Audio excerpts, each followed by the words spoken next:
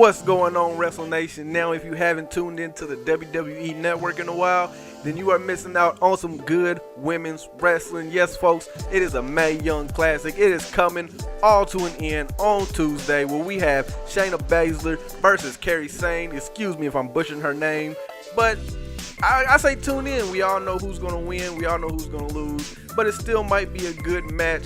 So that's not what this is about, though. Today we are going to talk about the top 10 hottest women in the Mae Young tournament. Yes, my top 10, not yours. So with that being said, if you disagree, that's what the comment section below is for. Go ahead, tell me your top 10, top 5, top 3, top 2. It doesn't matter, but we can get down to business and we can argue that out. Now, without further ado, we're going to start this off. Number 10, we have Mrs. Rachel Everest. If you didn't know, she is the daughter of the one and only manager of now the AOP, used to be the LOD, Paul Ellering. Yes, and you can tell that she's built for this. She was bred for this. Now, she was pinned by Abby Lath in the final 16, but if you look at her, she is gorgeous, gorgeous, gorgeous, gorgeous. She deserves to be on this list, my list anyways. Not only is she good looking, but she's also a pure athlete, a weightlifter, and for her size, she can move around the ring like it's nobody's business. So folks, that's my top 10. Now, moving on, we're gonna go to number 9,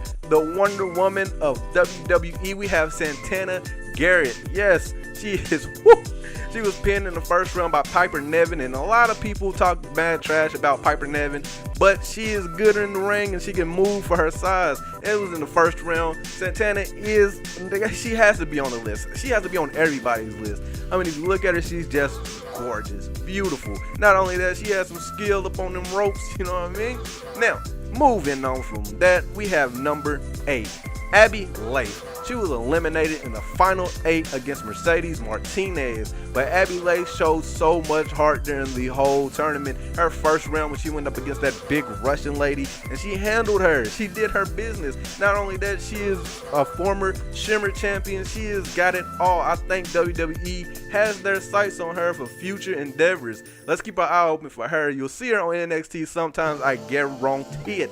But she made number 8, so that means that the last 7 is going to be pretty hard to top. But number 7 goes to New Zealand's very own Dakota Kai. She was pinned by Kairi Sane in the final 8. Now, Dakota is small but deadly. She has a good moveset, and God, just look at her. If you would just look at her, she is gorgeous. That's why she made number 7. But it's time to get down to the nitty gritty. Number 6, we have Ziya. Now, she comes from China. WWE went on a search coast to coast around the world to find the next great thing in the WWE from another country, and they came up with Ziya. She recently performed on WWE NXT, suffering a loss, but it's okay. She had to get her feet wet. But folks, you don't think that she's beautiful, just watch her in action and watch her when she turns around on the backside. I'm not going to say nothing about it. She tapped out to Shayna Baszler in the first round. I think that was a horrible match. Horrible match. I think WWE could have booked that better.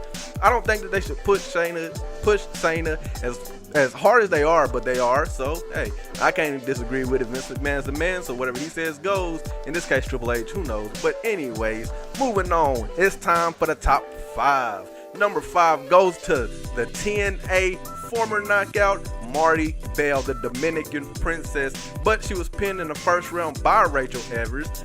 However, I think that she showed a lot of heart, a lot of grit. She got that attitude, that sass about her, that New York swag. So I think that WWE will be calling Marty Bell up to do some good things for at least NXT for the time being. But everybody just keep a lookout for it, and while you're keeping a lookout for it, look at her. Marty Bell, number 5. So you know the number 4 gotta be Ziya Lee, another Chinese prospect. She comes, oh my God, if you watched her, this was her first matchup ever in the ring, period, ever, anywhere.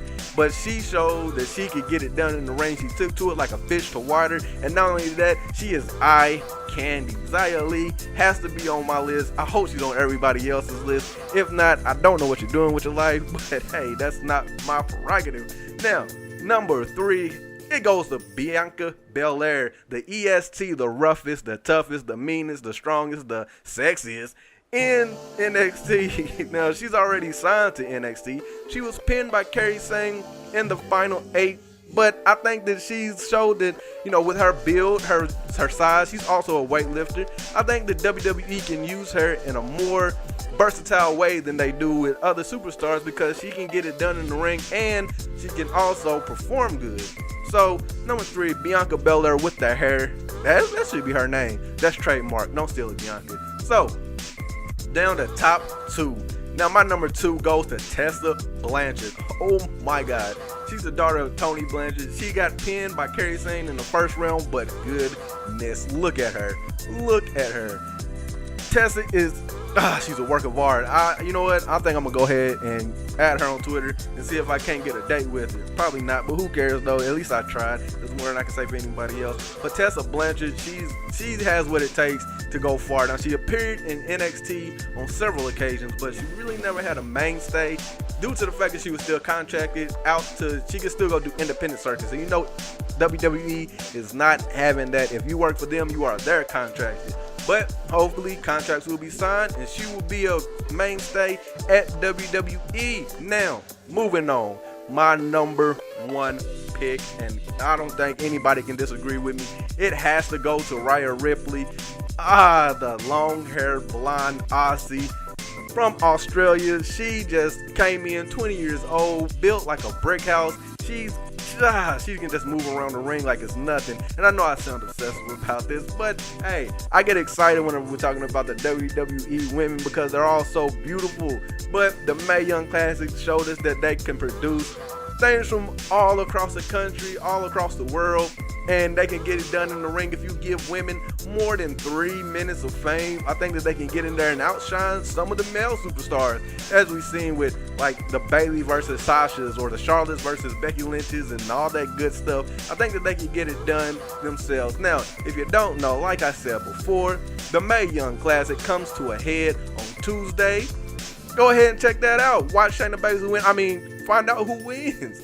Now, if you liked what happened, go ahead and click the subscribe button. If you loved it, hit the notification button so you can get it fresh, hot off the pot. And if you didn't like it, let me know in the comment section below. I'll go ahead and switch things up, change it up a little bit. Make sure I suit your accommodations, everybody. This has been Rob Talks Wrestling, and I will see you next time.